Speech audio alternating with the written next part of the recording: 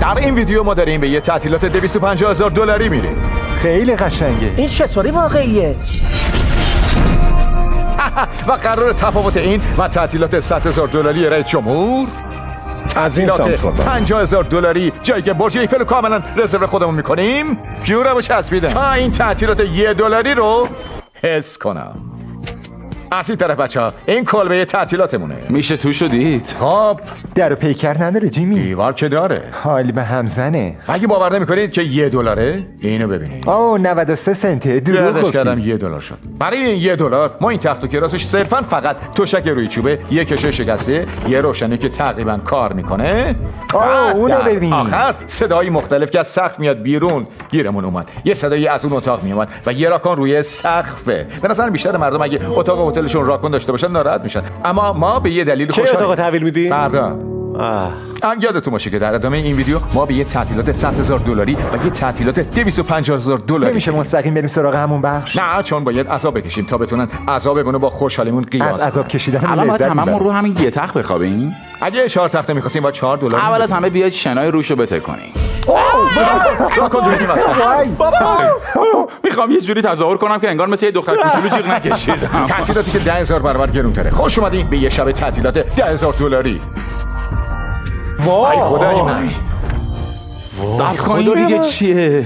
این اتاق عروس دریایی داره. خیلی غیر ضروریه. بیرون یه استخر. استخر شخصی این داره. شبیه سکانس از یه فیلم نیست که اتاق هتلت وصل میشه به یه ساحل. واه این ساحل شخصی خودمونه؟ این فوق‌العاده از است. کی تا حالا آب اینقدر آبی شده؟ نمیدونم. این تعطیلات اختصاصی یه استخر آب گرم بزرگم داره. آره. یه پارک پر از فلامینگو. دارن دعوا میکنن. فلامینگو. بی نهایت خدمات اتاق. خواهم به چی نیاز دارید؟ به همه چی. تنها نکته منفی اینجا اینه که راکن نداره. هی کوچولو. سرزنشتون نمی‌کنم وقتی $10,000 بابت تمام این کمپ اختصاصی هزینه می‌کنیم. هر کدوم از ما یه طبقه ساختمونی در اختیار. این کاملا شبیه اتاق جیمیه، فقط من طبقه آخر رو دارم. ای نما رو ببین. کریس هی گرفتمش. 1 2 3. خب بسرین چند تا قانون بذارم. قانون اول دیگه بالشو پرت نکنین تو استخر. قانون دوم ببخشید تاره حالا چیزی که این هتل بهش معروفه این استخر بی نهایت که متصل به ساحل شخصی خودمونه. این چطوری آبش سرریز نمیشه؟ خیلی سوال دارم. حس پدری دارم که بچه‌شو آورده به تعطیلات و نگاهشو میکنه که رفتن توی استخر. تعطیلات $10,000 بی‌نظیر بوده تا حالا. اما نه به بی‌نظیری تعطیلات بعدیمون. اون سر سیاره و حالا تعطیلات $50,000 در پاریس. باگت. تعطیلات $50,000 مون با یه کشتی شخصی لکه شروع میشه. اون چیه؟ موتورشه؟ این مال سال 1805. طارق رو اون یه رو زوم کن. داره از همون فیلم میگیره. اونا هم دست تکون دادن. شما هم کانال یوتیوب دارید؟ مثل که به زبان ما صحبت نمی‌کنن. این تعطیلات همراه با غذای فوق‌العاده دور سراسر شهر. خیلی خوب خیلی خوب. و یه اتاق تو هتل لاکچری با نمای شگفت‌انگیز. یه جورایی رمانتیکه نه؟ آره. و تو چندلر امتحان کنید و در آخر یه سورپرایز خیلی گرون قیمت دارید. شاید شما بچه‌ها براتون سوال باشه که این یه تعطیلات $50,000 و ما قطعا تو الان $50,000 خرج نکردیم. خب سورپرایزت کجاست؟ پشت سرتونه. اون که برج ایفله. دقیقاً ما کل برج ایفل رو برای خودمون رزرو کرده بودیم. صبر کن جدی بله. میگی؟ چقدر از اون 50,000 خرج برد شد؟ تقریبا همش. ما الان دم برج ایفل هستیم. حس میکنم داریم یواشکی نه بریم شوخی تو. نمی‌کنیم. برای خودمون هیچ کس اینجا نیست. میتونیم با خیال راحت هر جاش که می‌خوایم بریم. حس غیر قانونی بودن بیشتر بهم اوقات میده. اینجا پر از آدمه و از اونجایی که کل این مکان رزرو خودمونه سعی می‌کنیم که برسیم به نوک برج. منظورم نوک نوکشه. آره نوک نوکش. بچه‌ها مسخره بازی بسته.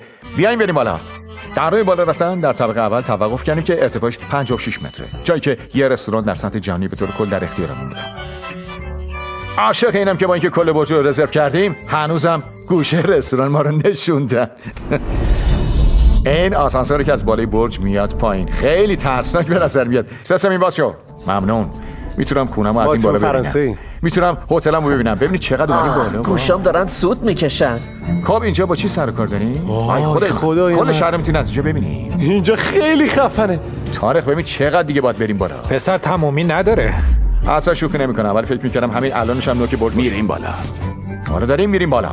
در مقطع این بلندترین سازه جهان بوده. وقتش شده نه بپرم. تکون نخور. بچه‌ها زود باشین بیاین. از اینجا به بعد دیگه آسانسوری نیست، فقط پله است و پله.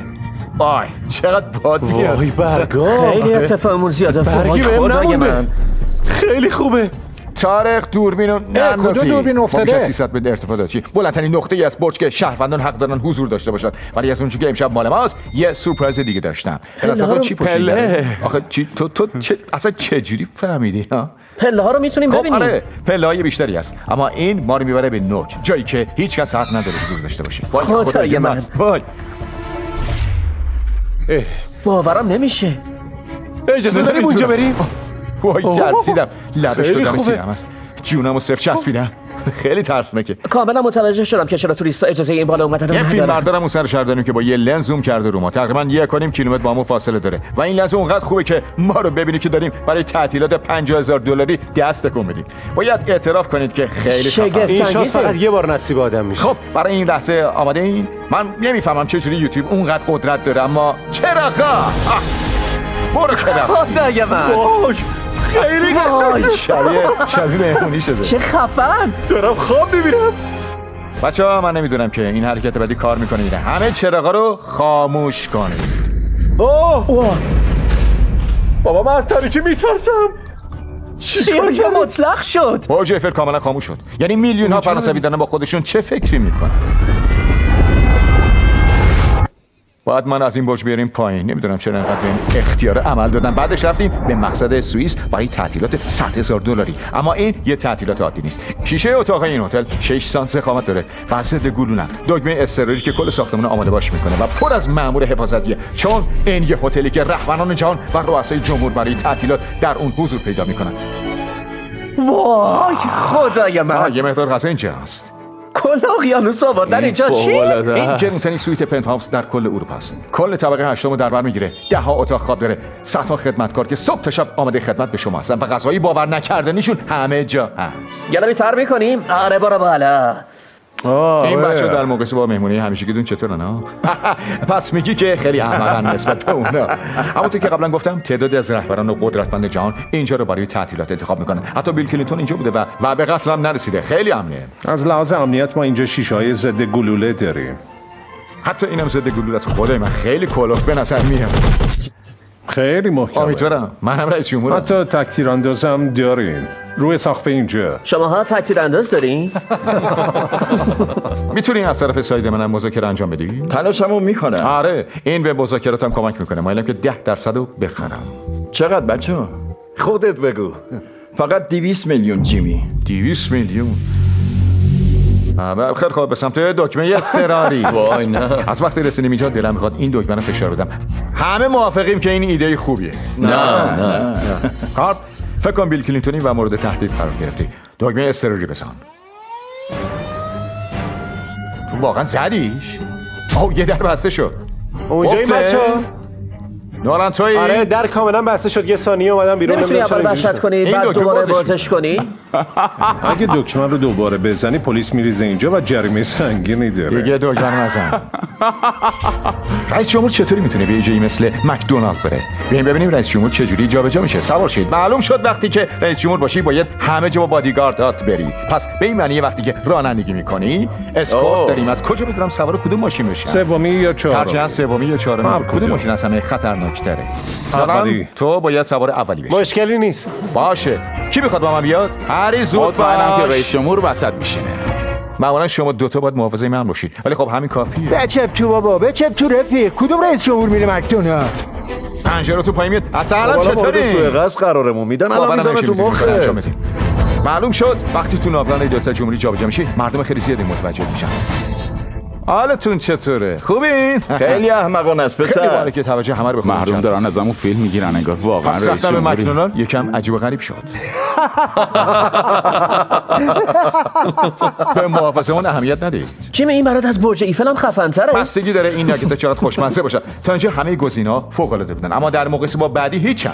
تعطیلات بعدیمون بار دیگه اون سر دنیاست. حالا اومدیم به ژاپن برای تعطیلات $250,000 و یه مهمون ویژه رو اینجا ملاقات خواهیم کرد. پس باید تا تهش تماشا کنیم. برای شروع تعطیلاتمون چمدونامونو به گرون قیمت ترین هتل ژاپن بردیم. خیلی بزرگه. تو اتاق هتل پژواک صدا داریم. یه خورده که گذشت داشتم توکیو رو میشناختم. حالا قرار ماشین ماریو رو برونیم تو خیابون. ما ماشینه ماریو یه شخصیمون رو اجاره کردیم و به معنی واقعی کلمه باهاشون تو خیابونه ژاپن روندیم. مردم زور زدن به همون. اینا نباید توی خیابون باشن. ماشینای واقعی ان که دارن از کنارم میرونن. ببین چقدر آدم داره از خیابون رد میشه. این شلوغ‌ترین خط عابر پیاده در جهانه و ما می‌خوایم ازش عبور کنیم.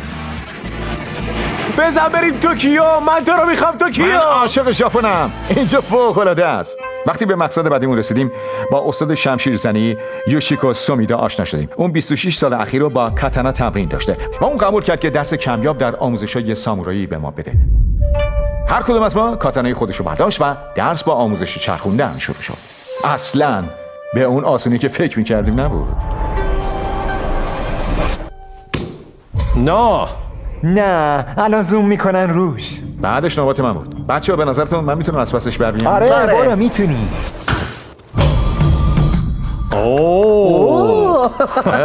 حالا ببینیم بقیه بچه‌ها چیکار میکنن.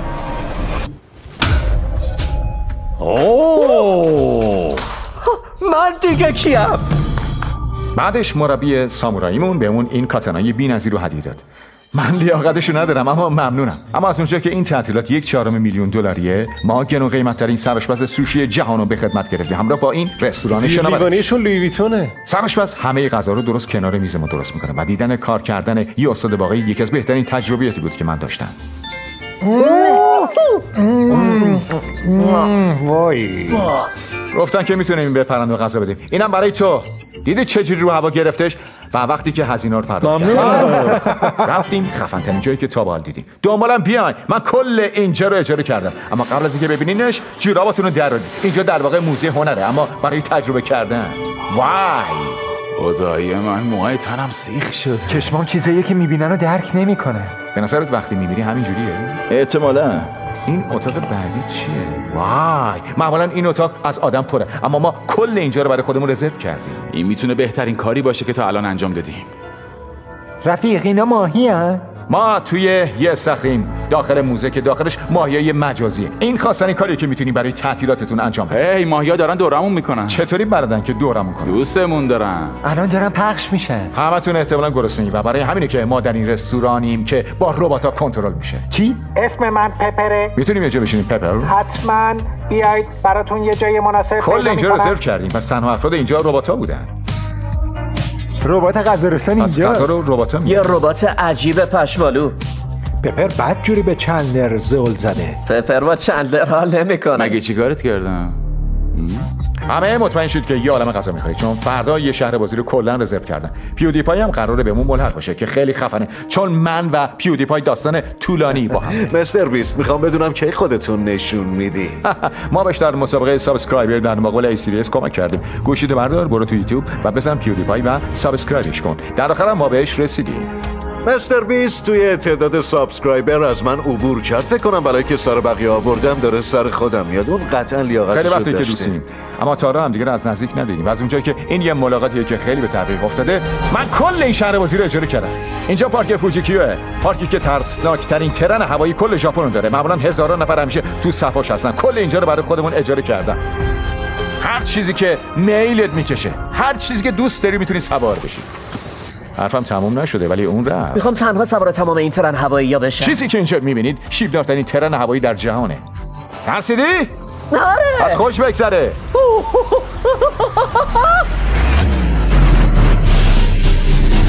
من به جاش ترسیدم. و همونطور که قولشو داده بودم پدر یوتیوب پیودیپای ما رو در پارک ملاقات کرد. البته یکم دیرتر از برنامه چون من روز اشتباهی بهش پیام دادم. ببخشید فلیکس و اونم میخواست که خفترین ترن هوایی پارک رو سوار بشه. چرا ترسیدی؟ خیلی از ترن هوایی میترسم. این مدلش اصلا چرخش نداره. اگه فلیکس سوار بشه منم سوار بزن بشم. بریم. اینه چی ترسیدم. باشه بریم. اگه من رو ترن هوایی بمیرم شما قرار عذاب و وجدان بگیرید. کفشاتو در میاری. هر چی که بتونه پرتاب بشه. پس اوضاع خرابه. حتی نمیذارن که با کف سوار این ترن بشین. تو میتونی. چیزیت نمیشه چیزیت نمیتونم. نمیشه. این بدترین کابوسم بود. وای ترسیدم نمیخوام انجامش منم بدم. داره میترسونی.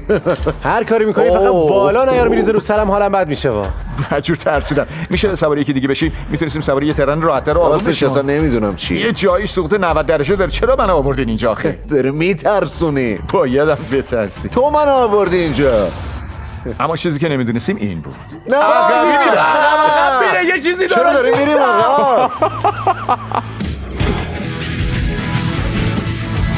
چرا این کارو کردم؟ خیلی حال میده. خودمو خیز کردم مامان. وایسا که خدای من فلیکس چی کار کرد؟ دارم گریه میکنم. بهترین ترن هوایی جهان. اشکام سرازیر میشن. خیلی خوشحال شدم از دیدن جیمی. من دیگه باید برم. آره اون جیغ میکشی تو اولین سرازیری. این چیه؟ ممنون. فکر نکنم تا حالا سیب زمینی شمشیری خورده باشم. این هم بخاطر رد شدن سابسکرایبرات از من. فلیکس متاسفم که ازت رد شدم. اما لازم نیست که با خشونت تهدیدم کنی.